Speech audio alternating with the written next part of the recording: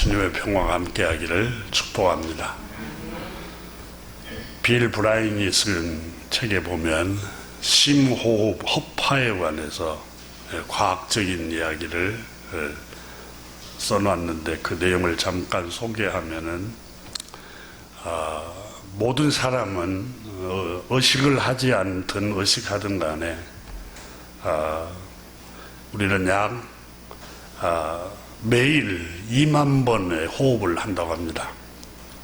그래서 매일 12,500리터의 그 산소를 공기를 마시면서 꾸준히 처리를 우리 몸에서 하는데 1년에 대략 730만 번 정도 이렇게 호흡을 하는데 추운 날씨에는 콧물이 이렇게 흘리는 이유가 바깥에 찬 공기가 우리 안에 들어가고 허파에서 이렇게 호흡기로 나오는 따뜻한 공기가 만나니까 그게 응축이 돼서 콧물로 나온답니다. 그래서 그 얘기를 하면서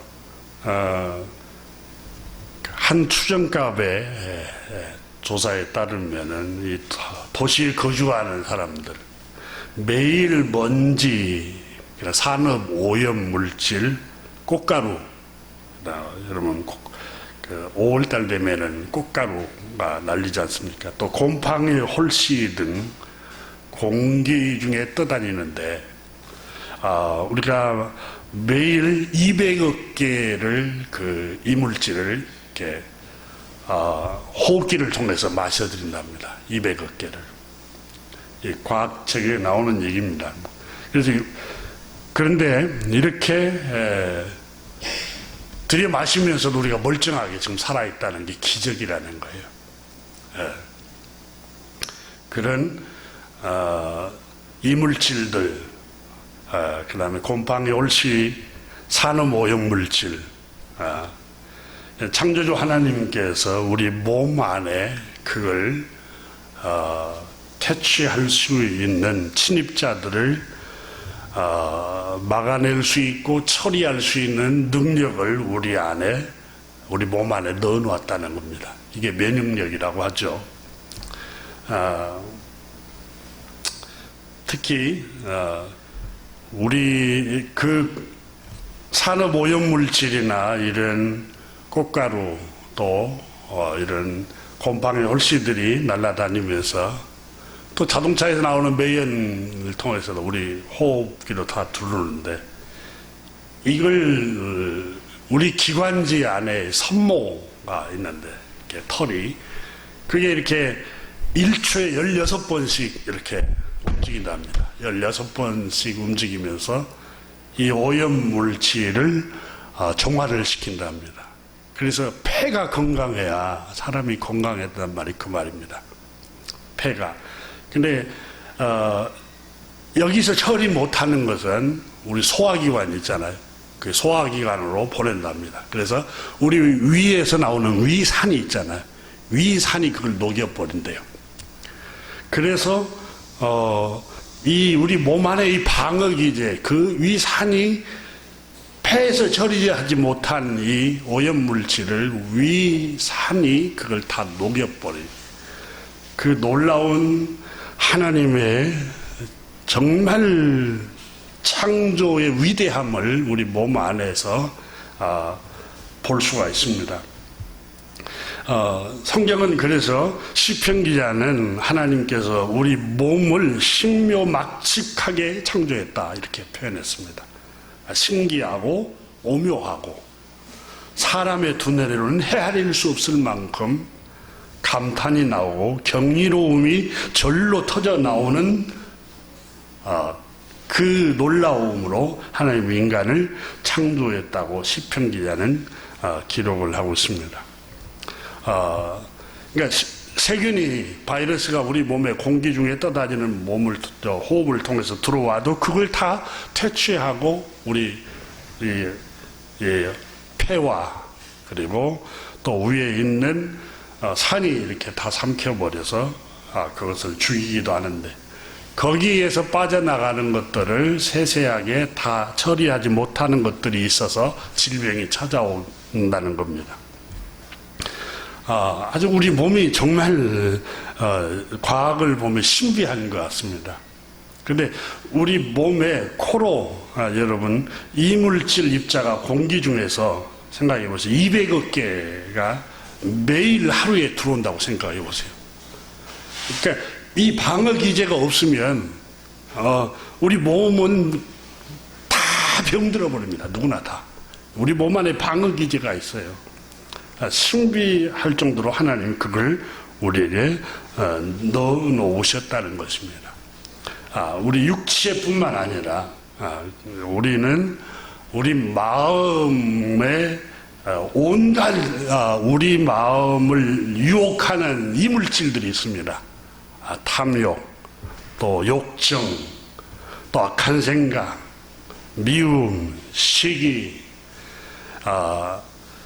교만함, 의로움, 여러 가지 여러분 이물질이 우리 마음에 하루에도 12번도 더하게 아니 수백 번도 유혹이 더 우리 마음에 들어오기도 합니다. 이걸 우리는 처리할 수 있는 방어기제가 바로 성령님의 진리의 영이신 성령님께서 주시는 영적인 무기인 성령의 검 곧 하나님의 말씀입니다.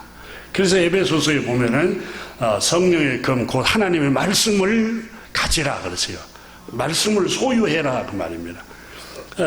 우리는 우리가 시야로 볼 때에 유혹도 들어오고 들을 때에 유혹이 들어오고 보지 않고 듣지도 않고 가만히 있는데도 악한 생각이 들어오고 그래서 마태복음에 우리 주님께서 말씀하였습니다. 사람이 입으로 들어가는 것이 사람을 더럽게 하는 게 아니라 사람의 속에서 계속 더러움이 나온다. 악한 생각, 음란함, 시기, 미움, 분쟁, 악의, 비방, 수군거림, 원망, 이 모든 것이 우리 속에서, 사람 마음 속에서 이렇게 나온다는 거예요. 근데 이런 것들이 우리 영혼을 파괴시키는 바이러스, 오염물질인데, 이런 것들을 퇴치시킬 수 있는 여러분 방어 기제가 바로 하나님의 말씀입니다. 우리 몸에 여러분 기침이나 재채기 일어나잖아요. 예, 꽃가루나 산업 오염 물질이 들어오면은 이게 우리 폐에서 이것들을 밖으로 내보내는 이 몸의 방어 기제로서 우리 몸에 들어오면 안 되니까 재채기를 통해서 내보낸다고 합니다. 이 재채기가 여러분 10m까지 간대요. 미세한 현미경으로 보면 10m까지 가는데 이게 10분 정도 돼야 가라앉은대요. 10분 정도, 10분 걸린대요. 그러니까 혹시 독감이나 이렇게 걸린 그 장소에 가면 마스크를 꼭 쓰고 가야 할 이유가 바로 그겁니다. 그게 전염이 되기 때문에 오늘 본문에 여러분 아브라함과 사라의 가정에 우리가 위기를 지난주에 함께 살폈습니다. 위기가 온 근원적인 것은 하나님의 때를 기다리지 못했고 탐욕을 버리지 못했기 때문이라는 점을 함께 나눴습니다. 오늘 본문에 아브라함과 사라가 아이를 생산할 수 없는 만큼 나이가 들고 생물학적인 몸이 되었습니다. 12장에서 10년 전에 하나님께서 약속하신 말씀대로 자녀를 주실 기미가 보이지 않습니다. 10년을 기다렸어도. 아브라함과 사라는 자녀를 놓고 싶은 마음이 간절했습니다. 10년 동안 주시지 않아서 기다리다가 지쳤습니다. 그래도 아브라함, 사라는 자기 몸이 생물학적으로 늙어갔음에도 불구하고 자녀를 얻고 싶은 그 욕망, 그 욕심을 포기할 수가 없었습니다. 그래서 하나님의 때를 기다리지 못하고 하나님의 창조 질서를 거스리는 일을 합니다. 인간적인 수단과 방법을 강구해냅니다.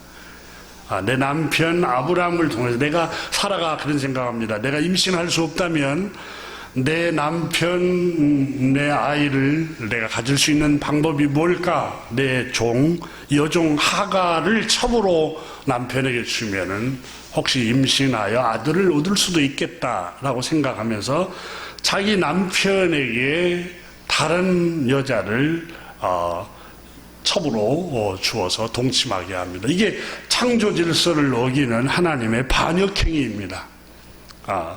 사라의 여종 하갈은 사라의 말을 듣고 아브라함에게 들어가서 임신을 하게 되죠.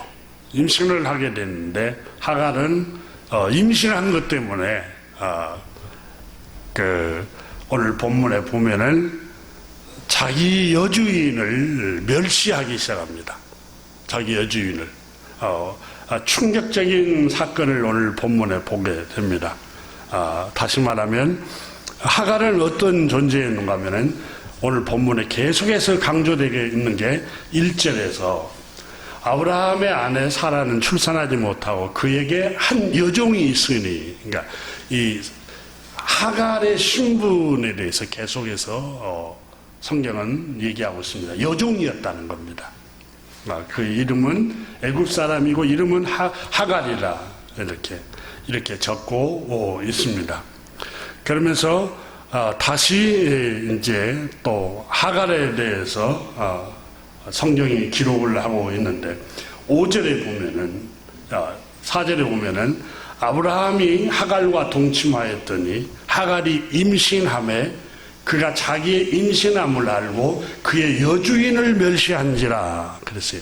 그러니까 하갈은 여종이었음을 강조하고 있습니다. 그리고 자기가 멸시하고 있는 대상이 여주인이었음을 강조하고 있습니다. 그리고 5절에 보면은 사레가 아브라함에게 이르되 내가 받은 모욕은 당신이 받아야 옳도다. 내가 나의 여종을 당신 품에 두었거늘. 여종이었는데 그가 자기 임신함을 알고 나를 멸시하니, 그러니까 자기가 여종이 내가 누구인가를 잃어버려요. 그러니까 임신하고 난 후에 이 하갈은 나라는 존재가 누구인가를 잃어버립니다. 오늘 그 점을 한번 같이 나눌까 합니다. 여기서 4절에 여러분서 아브라함이 하갈과 동침하더니 하갈이 임신함에 그가 자기 임신함을 알고 그의 여주인을 멸시한지라, 이렇게 성경이 기록을 하고 있습니다. 이 하갈은 자신이 태중에 주인님의 아이를 임신한 것을 알고 임신하지 못하는 사라를 멸시하기 시작합니다. 업신여깁니다.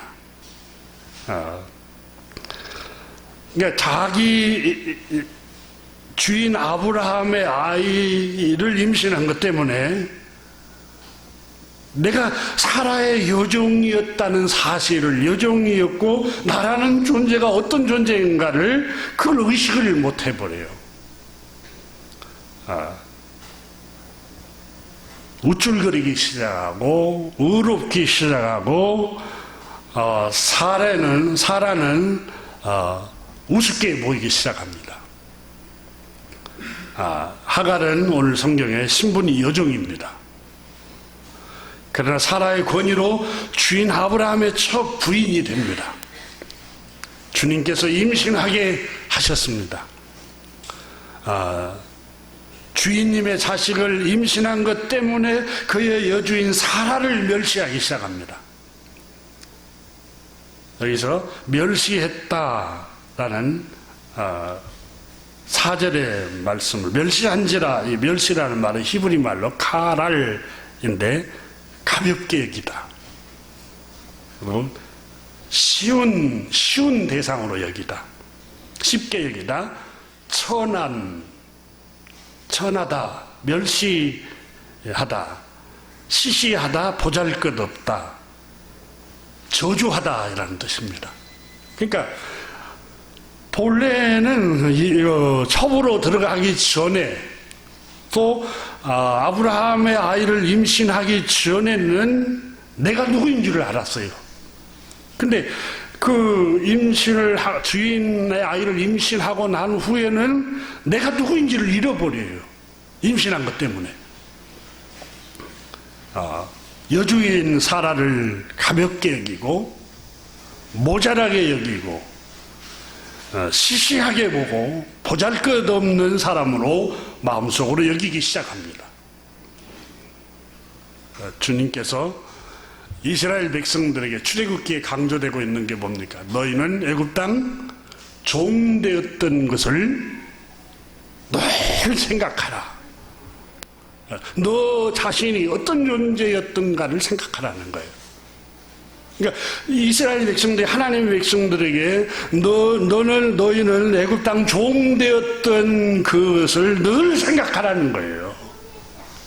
근데 이스라엘 백성들이 가나안 땅에 가서 자유를 얻고 풍요로워지니까 자신이 애굽 땅 종되었던 사람들이었음을 잃어버리잖아요. 교만하기 시작하잖아요.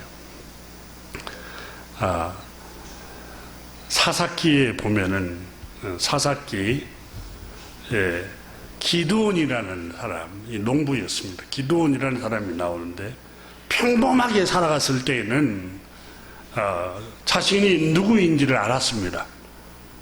겸손했습니다. 사사기 6장 15절에 보면은 주님이 기드온을 부르십니다.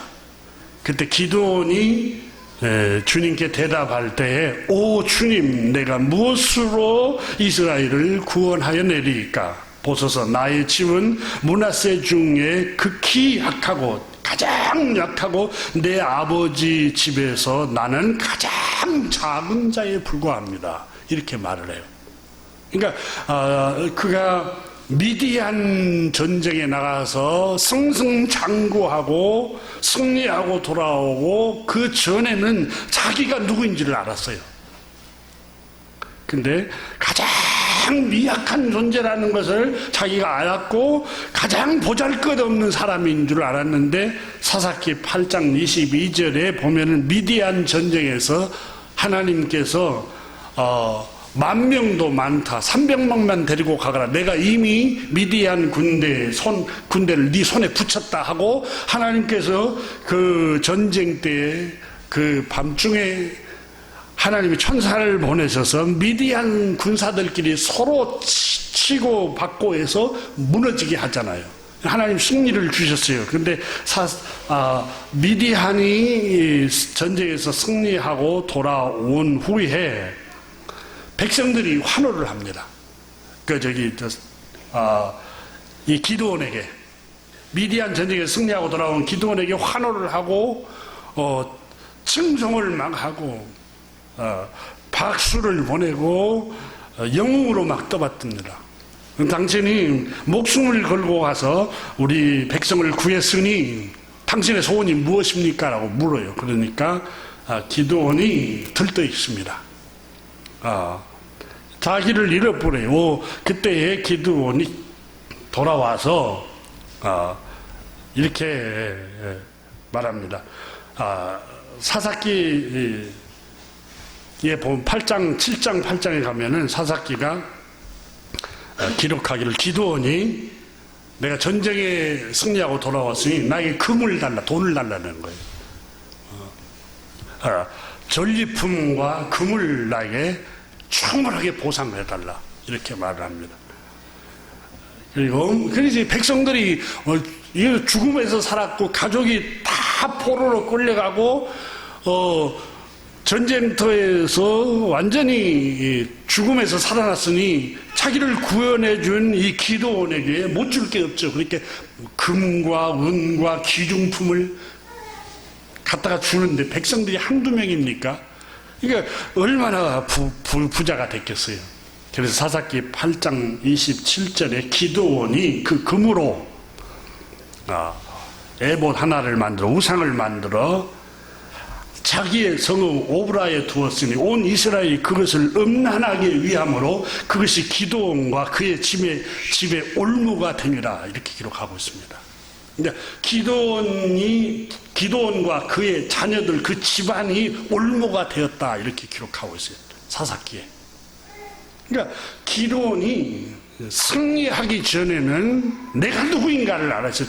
주님, 나는 므낫세 지파 중에 가장 약한 자요, 내 집안은 가장 작은 자에 불과합니다. 이렇게 겸손하고 내가 누구인가를 알았어요. 그런데 여러분, 하나님의 은혜로 부르심을 입었고 승리를 주셨는데 그 승리 때문에 자기를 잃어버려요. 자아를 잃어버려요. 이게 성경이 우리에게 주는 교훈입니다. 오늘 본문에 보면은 여러분 하갈이라는 여종, 이 하갈 때문에 괴로워하니까 사라가 아브라함에게 와서 계속해서 투덜거리고 바로 당신이 취한 여종 때문에 내가 이렇게 괴롭다고 얘기를 합니다. 그러니까 아브라함이 6절에서 이렇게 말합니다. 아브라함이 사라에게 이르되 당신의 여종은 당신의 수중에 있으니, 여종이니 수중에 있으니 당신 눈에 좋을 대로 그에게 행하시오. 종은 그때 당시에 여러분, 노예는 로마 시대에도 그랬습니다. 동물하고 똑같이 취급했습니다. 돈을 값을 매겨서 사고 팔았어요. 그리고 노예는 여러분 병들면 밖에 버렸어요. 사람이지만. 근데 지금 아브라함이 사라에게 뭐라고 합니까? 하갈은 당신의 여종이오니 당신의 수중에 있지 않소. 당신이 버릴 수도 있고 당신이 다시 취할 수도 있고 당신이 죽일 수도 있고 살릴 수도 있는 거 아니에요. 당신의 여종이오니 마음대로 하시오. 이렇게 말하는 거예요. 하갈은 내가 누구인가를 여러분 잃어버렸어요. 자신이 사라의 여종이라는 사실을 까맣게 잊어버려요. 뭐 때문에 잊어버립니까? 주인의 아이를 임신했다는 그것 때문에 의로움에 빠지고 있어요. 우쭐거림에 빠지고 교만해졌어요. 그래서 내가 누구인가를 잃어버리는 거예요. 열왕기상 10장에 보면은 솔로몬을 찾아온 스바 여왕이 있었습니다. 사절단을 많이 거느리고 낙타를 거느리고 금과 은과 보석을 싣고 솔로몬에게 찾아왔습니다. 그리고 솔로몬 임금에게 말했습니다. 임금님, 당신의 명성을 듣고 우리 신하들과 대표해서 함께 이렇게 당신을 찾아와서 지혜의 말씀을 듣고 싶습니다. 그래서 솔로몬에게 찾아와서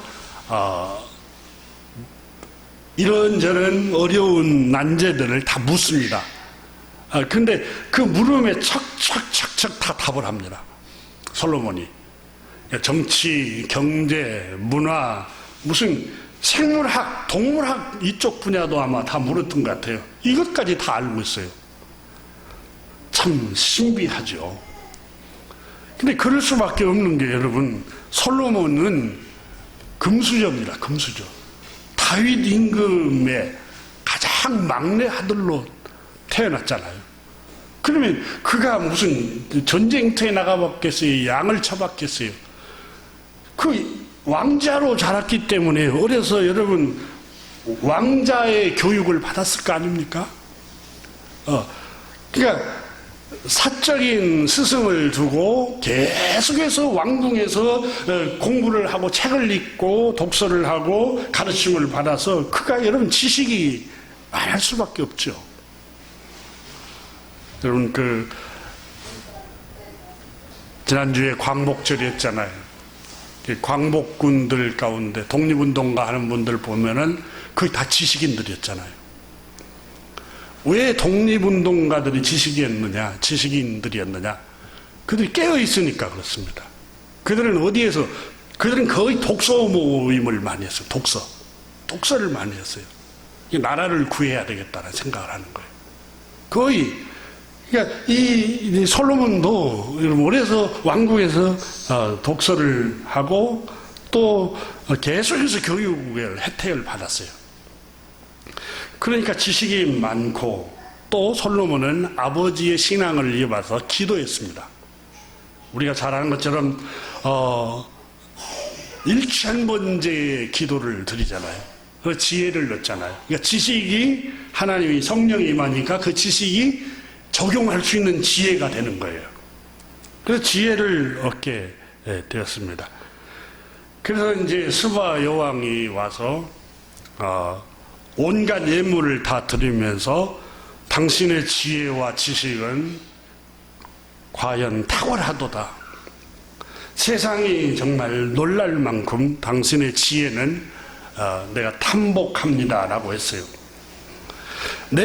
당신의 소문이 우리나라에까지 들렸는데 내 눈으로 직접 확인해 보려고 왔는데 그 소문은 사실 절반도 안 되는 것 같습니다. 진실인 것 같습니다. 진실임을 나는 내 눈으로 똑똑히 보고 귀로 듣고 갑니다. 이렇게 고백을 합니다. 그러니까 이 솔로몬은 생각해 보십시오. 자기 형들은 많이 죽었어요. 서로 죽고, 그리고 자기가 왕을 이어받을 수 있는, 쉽게 말하면 군번이 아니에요. 자기 위에 있는 형들이 질비해 있는데, 근데 하나님께서 이 솔로몬이라는 그 어린 아이, 그것도 밧세바가 낳았잖아요. 이게 다윗 왕이 남의 아내를 훔쳐서 낳은 아들인데, 그게 죄 가운데 낳은 아이인데, 자기 아버지 엄마가 누구였다는 걸 알게 되면은 그거는 여러분 겸손했을런가도 몰라요. 근데 이 사람은 모든 게 다 여러분 하나님의 은혜인 줄 은혜를 입었음에도 불구하고 자기는 금수저로 태어났고 또 많은 대부분의 혜택을 다 받고, 그 다음에 그 지혜와 명성이 기도도 1000번째를 해서 영적으로 탁월하니까 칭송을 막 하고 지혜가 있다고 칭송을 하고, 이렇게 칭송을 얻고 명성을 얻습니다. 칭송을 얻고 명성을 얻으니까 솔로몬이 자기를 잃어버려요. 열왕기상 11장에 가면 자기를 완전히 잃어버리고 내가 누구인가를 잃어버려요. 열왕기상 11장 1절에 보면은 공동번역 성경에 이렇게, 솔로몬 왕은 매우 호색가였으므로 수많은 외국 여인들과 사랑을 나누었다. 이게 말이 사랑이지 음란했다. 바로의 왕 딸뿐만 아니라 모함 여자, 암몬 여인, 앱돈 여인, 시돈 여인, 헷 여인, 외국 여인들을 후궁으로 맞아들였는데 후궁이 400명이 넘을 정도로 완전히 타락해버려요. 그러니까 솔로몬은 지혜도 없고 지식도 없고 왕의 자리도 없고, 그 다음에 영적으로도 기도해서 영적인 능력까지 얻습니다. 지혜도 없고 부와 명성이 자작합니다. 그러면서 자기를 잃어버려요. 내가 누구인가를 잃어버려요. 생각해 보세요. 하나님의 은혜가 아니었으면은 그는 왕위에 오를 수 없는 사람이에요. 부정한 자식이잖아요.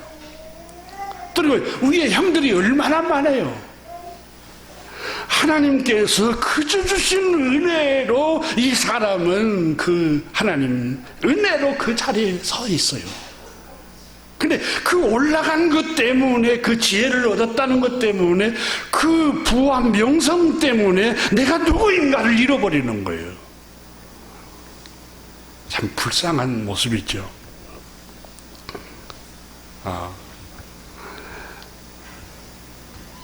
교우 여러분, 오늘 성경에 나오는 이 하갈, 신분이 여종이잖아요. 당신의 수중에 있으니 마음대로 하시오. 죽이기도 하든지 살리기도 하든지 쫓아내버리든지 어떻게 마음대로 하시오. 근데 자기가 누구인지를 모르고 주인의 임신한 것 때문에 우쭐거리기 시작하면서 자기 여주인을 멸시하기 시작하고, 이건 완전히 여러분 정신 나갔잖아요. 자기를 잃어버려요. 내가 누구인가를 잃어버리는 거예요. 여러분 어찌 하갈만 그럽니까? 우리 한국에 지금 일어나는 정치 상황뿐만 아니라 사업에 성공한 사람이나 유명인들을 생각해 보세요. 돈 많고 명성도 없고 화려하고 이런 사람들을 한번 보십시오. 여러분 세계의 매스컴을 통해서 한번 보십시오. 그들이 내가 누구인가를 잃어버리고 허랑방탕하면서 살아가는 사람들이 얼마나 많은가 몰라요.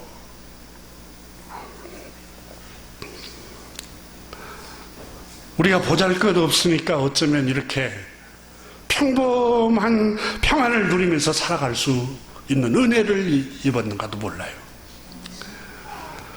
우리는 유명한 것, 성공한 것, 부자 되는 것, 위대해지는 것, 높아지는 것, 권세 가지는 것, 사람들에게 위엄있게 보이는 것, 여러분 그걸 우러러보고 그걸 사모하고 그걸 따라한다 하지만 거기 안에 얼마나 우리를 영혼을 피폐하게 하는 바이러스가 우글거리는가 몰라요. 오늘을 살아가는 사람들의 모습인 자화상이 바로 오늘 하갈의 모습이에요. 저와 여러분의 모습이 아닌가 한번 우리 사회를 한번 비춰볼 필요성이 있어요. 학교에도 경쟁해서 서울대학을 들어갔어요. 그 안 들어갔을 때는 내가 누구인지를 알았어요. 근데 그 길을 들어가고 좋은 직장에 들어가고 우리나라의 최고의 자리 주변에 엘리트 자리에 올라가니까 내가 누구인가를 다 잃어버려요. 이 보고 있으노라 하면은 참 불쌍한 사람들이다. 자기들은 위대하다고 스스로 생각하는데 정말 불쌍한 사람들인 것 같아요. 내가 누구인가를 잃어버리는 거예요. 내가 좋은 직장에 들어가서 유명한 직장, 우리나라에서 선망하는 직장, 그 직장에 안 들어갔을 때는 정말 인간답고 겸손하고 정말 너그럽고 친절하고 배려할 줄 아는데 거기에 들어가니까 사람이 어떻게 달라져 버려요. 연봉을 적게 받고 가난했을 때는 인간적이고 인간미도 있었는데 어떻게 자리에 한번 옮겼더니 이상해져 버린 사람들이에요. 내가 누구인가를 잃어버린다니까요.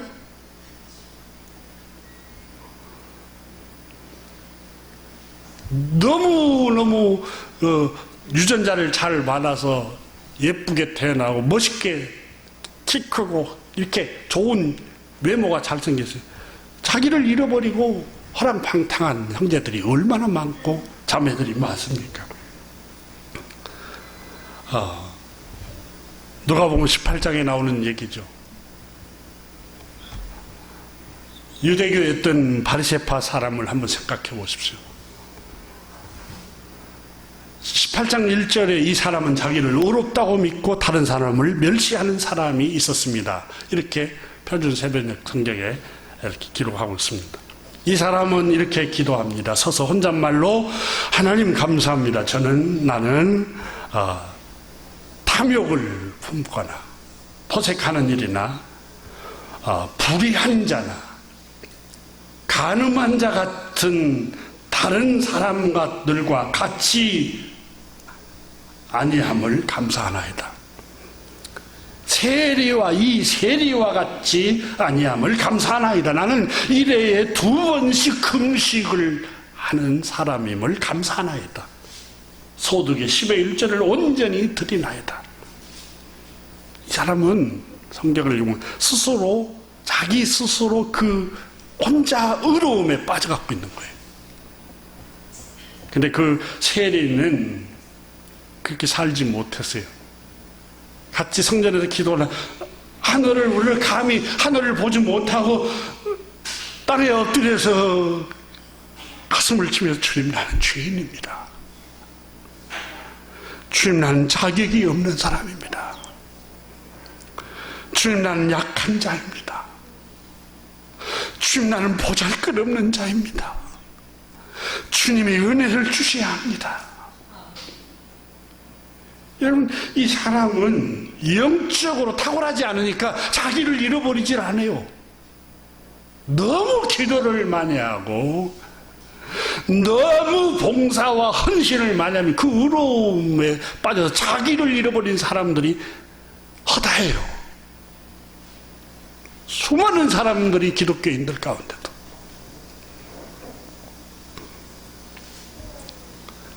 그런 점에서 고난은 때때로 여러분 하나님이 우리에게 주시는 선물입니다.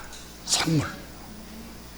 당시에는 슬퍼 보이고 당시에는 눈물을 흘리고 당시에는 괴롭고 고통스럽지만 그 고난이 우리의 영혼을 정화시킵니다.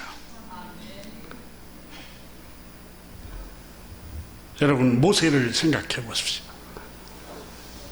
바로의 공주의 아들로 자라 애굽의 학술을 다 익힌 사람이었다. 사도행전에 이렇게 적었습니다. 최고의 교육을 당시에 받았습니다. 능통한 자입니다. 학술에. 본래 여러분 모세는 아버지 부친 아므람과 어머니 요게벳 사이에서 태어난 히브리 사람입니다. 근데 히브리 사람에서 태어난 아들은 나일강에 던져 죽이라고 한 명령에 따라서 갈대 상자에 넣어서 그 아이를 죽이지 못하고 떠내려 보내는데 바로의 공주가 강가에서 수영을 하다가 갈대 상자가 떠내려온 걸 보고 그 아이의 울음소리가 나는 걸 보고 여종들에게 시켜서 가져오니까 열어보니까 너무너무 귀여운 아이가 그 안에 들어있는 걸 보고 데려다가 양아들로 키웁니다. 여러분, 모세가 처음에 나는 죽은 존재요, 나일강에 던져져서 어린 나이 때 나는 강물에 침몰돼서 죽어야 할 존재였다라는 생각을, 버려진 아이라고 생각을 했을까요? 처음에는 안 했어요. 바로의, 성경에 기록하기를 바로의 공주의 아들로 자랐다 그랬어요. 나중에 장성해서 자기가 점점 히브리 사람이라는 걸 알았어요. 그리고 자기 백성이 애굽에서 노예 생활을 하고 있다는 사실을 알았어요. 자기 백성이 학대를 받고 폭력을 당하는 걸 알고 괴로워합니다. 그리고 이 백성들을 이끌 지도자가 배운 사람, 지식인이 아무도 없어요. 자기만 애굽의 학술을 다 익혔던 사람이라고 스스로 생각한 거예요. 그래서 출애굽기 2장 14절에 보면은 재판관으로 당신을 언제 우리가 세웠느냐, 히브리 사람 중에 한 사람이 말을 했어요. 그러니까 그 말씀은 곧 모세는 자기를 지도자로 히브리 백성들을 이끌어낼 사람이 자기밖에 없구나, 지식인이 없구나, 이렇게 생각을 해요. 그러다가 싸움을 말리다가 부득불 살인을 해서 미디안 광야로 도망치잖아요. 거기서 하나님께서 훈련을 시키죠. 40년 동안 장인 이두로의 양치기로 살아갑니다. 양치기로. 근데 양치기로 쉼없이 살아갑니다. 광야에서. 그러니까 80세가 40년이 지난 후에 하나님께서 호렙산에 양을 몰고 가는데 하나님께서 모세야 모세하고 부르십니다. 내 백성이 애굽에서 울부짖는 소리를 내가 듣고 있다. 그리고 그 괴롭힘과 학대를 위해서 내가 너를 보내노니 가서 그들을 해방을 시켜라, 이렇게 말을 합니다. 모세가 여러분 40년간 그 미디안 광야에서 처가살이를 하며 양을 치면서 얼마나 모욕적인 생활을 겪었겠어요. 이게 새끼를 해결하기 위해서 노예처럼 장인의 양을 치면서 생활을 하면서 모세가 하나님 부르실 때 이렇게 말합니다. 주님, 내가 누구 간데 바로에게 갑니까? 이렇게 말합니다. 지금 나라는 존재를 내가 압니다. 언제 깨닫냐면 바로 궁에서는 그걸 깨닫지를 못해요. 그가 쫓겨나고 도망치고 도망자가 되고 미디안 광야에서 죽을 고비를 넘기고 거기에서 40년간 고난을 당하면서 나라는 존재가 누구인가? 인간이 어떤 존재인가? 근본적인 질문을 거기서 하는 거예요. 나라는 존재가 어떤 존재인가? 내가 얼마나 허약한 존재인가? 내가 바로의 공주의 아들이란 아들이 아니구나. 알고 보니 나는 주님이 그 은혜가 아니었다면 그때에 이미 우리 아버지 아므람과 요게벳이 낳을 때에 나일강에서 나는 침몰을 당했을 것이다. 그리고 내가 나만 공부를 하고 나만 최고의 인류대학을 나오고 나만 지식인인 줄 알았는데 그만 한 사람과 한 사람의 중재도 못하고 거기에서 사람을 치게 되어서 미디안으로 살인자로 도망을 치고 거기에서 40년간 혹독한 생활을, 밑바닥 생활을 합니다. 그 밑바닥 생활을 하면서 그가 깨달은 게 뭐냐면 인간이 도대체 누구인가? 사람이라는 존재는 얼마나 약한 존재인가? 그래서 주님, 내가 누군데 그 길을 갑니까? 나는 나를 압니다라고 고백을 하는 거예요. 그러면서 주님이 그래도 가라고 말씀을 하실 때 주님, 나는 입이 둔한 자입니다. 뻣뻣하고 혀가 둔한 자입니다 라고 내가 누구인가를 그때 인식하기 시작하는 거예요. 여러분, 나라는 존재가 누구인가를 깨닫는다는 게 힘들어요. 모세는 80세에 깨달았어요. 80세에. 죽을 때까지 깨닫지 못한 사람도 있어요. 나라는 존재가 어떤 존재인가? 고난과 실패와 넘어짐은 근원적인 것을 깨닫게 합니다. 나는 어떤 존재인가? 내가 얼마나 허약한 존재인가? 내가 얼마나 비참한 존재인가?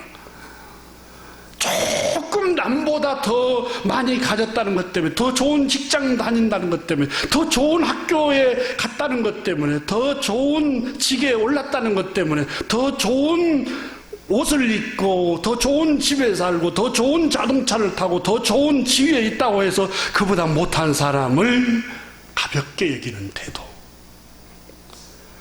이것이 하갈의 모습입니다. 하갈 모습이에요. 그 부패한 마음, 그 나를 잃어버린 그 어두운 마음이 우리 안에는 잠재되어 있습니다.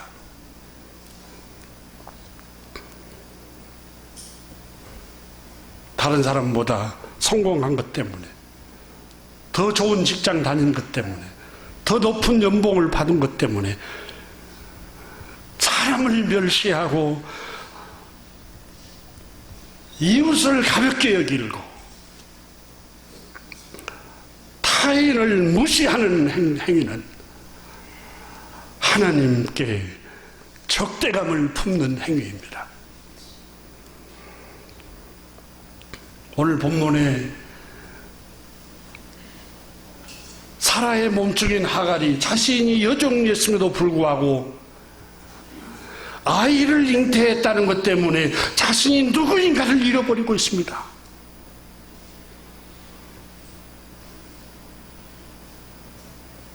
저 여자는 임신하지도 못한 여자야. 저 여자는 신부는 내 주인이지만은 여자 구실도 못하는 여자야. 마음속으로 멸시를 했습니다. 온전치 못하는 여자라고 늘 생각을 한 거예요.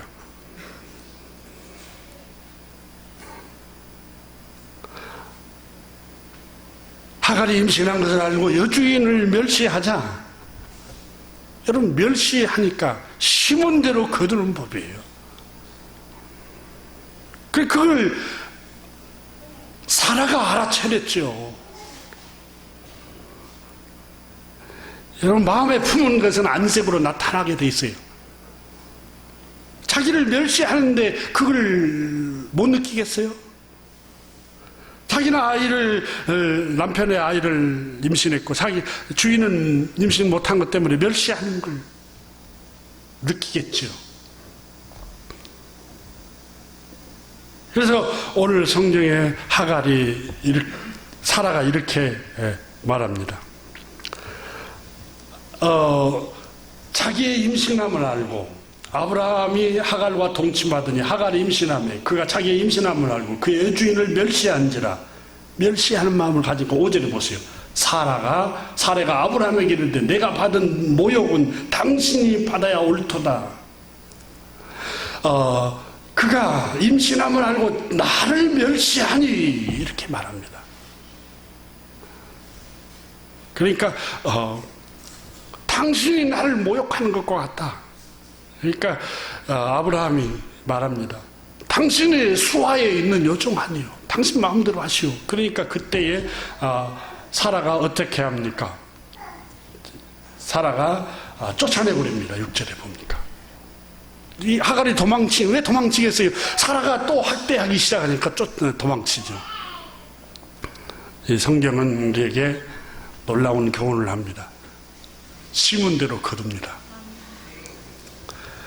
갈라디아서 6장 7절에 속이지 말라 스스로. 하나님은 업신여김을 받지 아니하니 사람이 무엇으로 심든지 그대로 거두리라. 무엇을 심었습니까? 하갈은 자기 아이를 뵌 것 때문에 여주인에게 가볍게 여기는 태도를 보인 겁니다. 업신여겼습니다. 만만하게 봤습니다.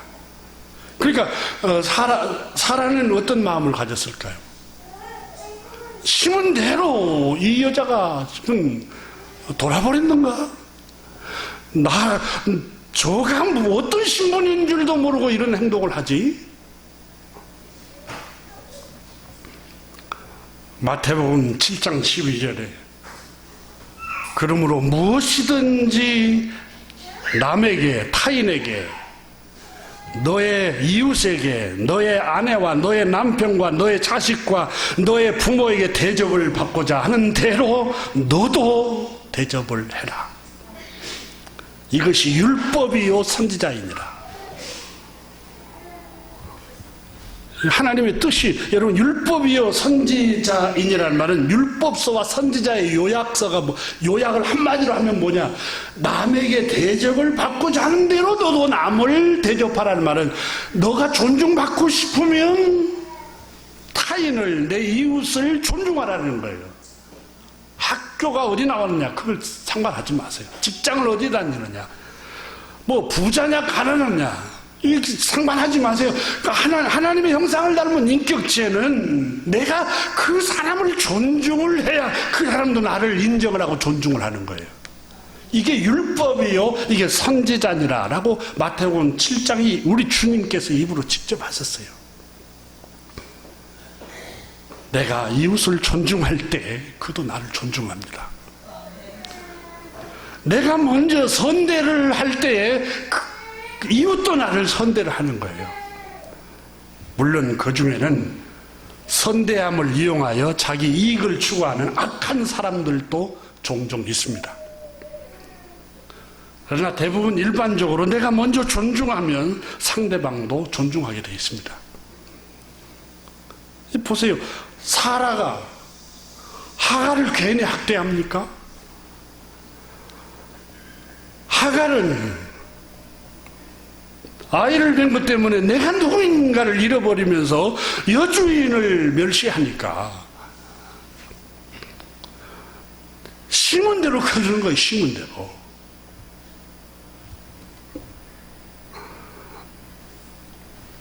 우리 속담에도 오는 말이 고와야 가는 말도 곱다 했어요.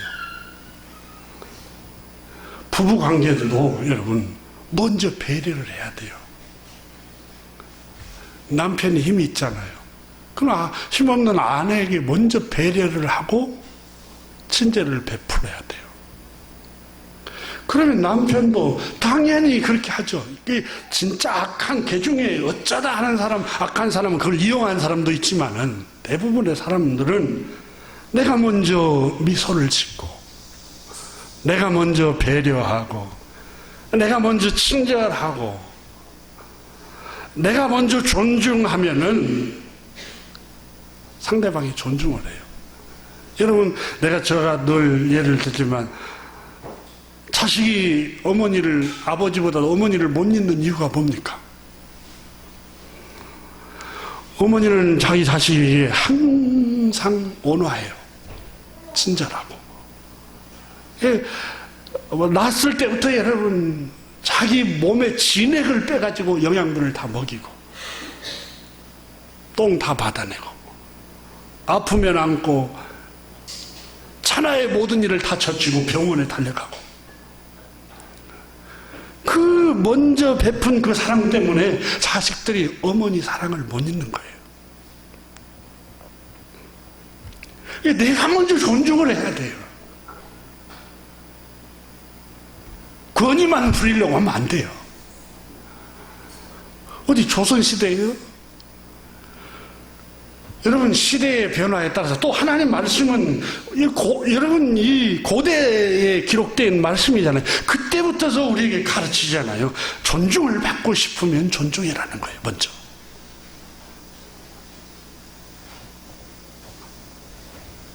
내가 먼저 손 내밀지 못하고, 내가 먼저 웃음지지 못하고, 내가 먼저 웃음지 잘못했다고 고백하는 찬양처럼 그냥 못 이긴 듯이 부부에게도 싸웠으면, 여보 내가 잘못했어, 먼저 손 내밀고. 무슨 자존심을 부려요. 하나님이 한 가정으로 한 몸을 이루게 했는데 사랑하는 사람 앞에서 내 자존심이 뭉개지면 좀 어째요. 사랑하는데. 우리 주님 여러분, 갈보리의 그 십자가에서 벌거벗고, 여러분 사진에는 아래를 가르치면 다 벌거벗었어요.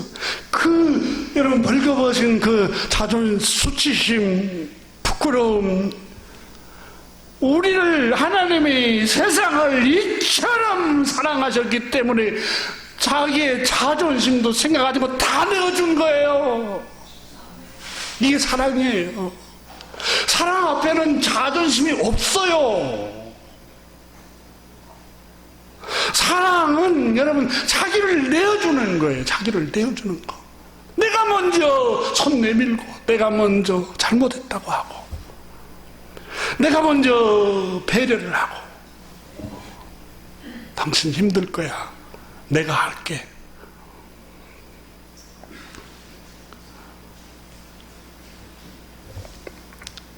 하갈은 자기가 가진 것 때문에, 가졌다는 것 때문에 사람을 멸시했어요. 여러분 우리 안에는 그런 마음이 없어요? 여러분 무엇 때문에 사람을 가볍게 여깁니까? 나보다 못한 사람을 왜 가볍게 여깁니까?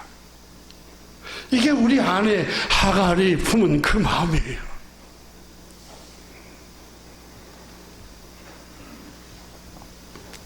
그래서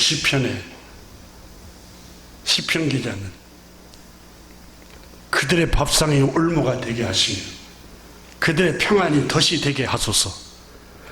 그들의 눈이 어두워 보지 못하게 하시며 그들의 허리가 항상 떨리게 하옵소서. 풍요로운 밥상이 올무가 되겠어요.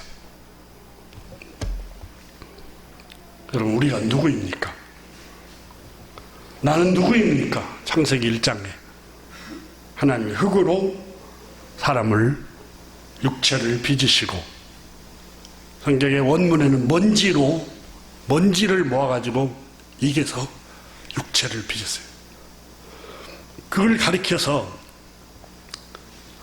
이사야서 45장 9절에 이사야 선지자는 질그릇 조각 중에 한 조각 같은 자라고 표현했어요. 우리라는 존재가. 예레미야서는 우리는 진흙이라고 표현했어요. 항상 진실케 내 맘 바꾸사 하나님 닮게 하여 주소서. 주는 토기장이 나는 진흙. 여러분, 이 찬양대로 우리가 누구입니까? 나라는 존재가 누구입니까? 질그릇 조각 중에 한 조각에 불과합니다. 하나님이 나에게 은혜를 주셨기에 오늘 내가 있는 거예요. 하나님 나에게 은혜를 주셨기에 교육의 혜택도 받았고, 은혜를 주셨기에 믿음의 가정에서 잘할 수 있었고, 은혜를 주셨기에 내가 장사도 할 수 있고 직장을 다닐 수 있고 사업을 할 수도 있는 거지, 내가 특별해서 그런 거 아니에요. 하나님이 은혜를 주셔서 여건도 주시고, 하나님이 은혜를 주셔서 북한 땅에 태어나지 않고 여기 자유로운 곳에 하나님 나를 태어나게 하시고, 은혜, 나의 의로움 때문이 아니라 하나님의 은혜로 오늘 살아가는 거예요.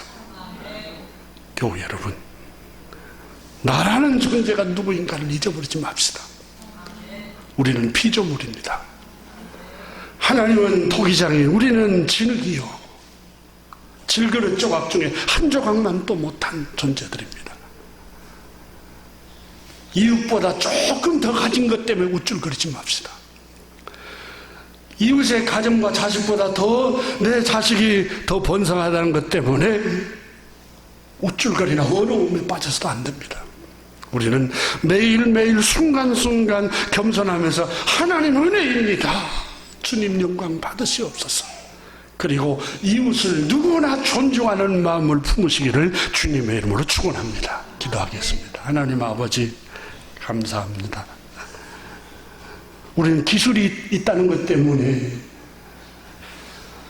지혜가 있다는 것 때문에, 좋은 학교 나왔다는 것 때문에, 지위가 높은 것 때문에, 권세를 가진 것 때문에 사람을 우습게 알고 그 가지지 못한 사람들을 가볍게 하는 그런 교만한 마음을 품을 때가 주님 종종 있습니다. 주님, 그 악으로부터서, 그런 패역한 마음으로부터서 주님 우리를 구원하여 주시고 늘 내가 누구인가를 생각하게 하여 주옵소서. 늘 겸손한 마음을 가지고 이웃을 배려하고, 또 내가 먼저 손을 내밀고, 내가 먼저 미소 짓고, 내가 먼저 사과를 하고, 주님의 마음을 우리에게 품어 가질 수 있도록 은혜를 베풀어 주옵소서. 우리 주 예수 그리스도 이름으로 축복하며 기도드립니다. 아멘.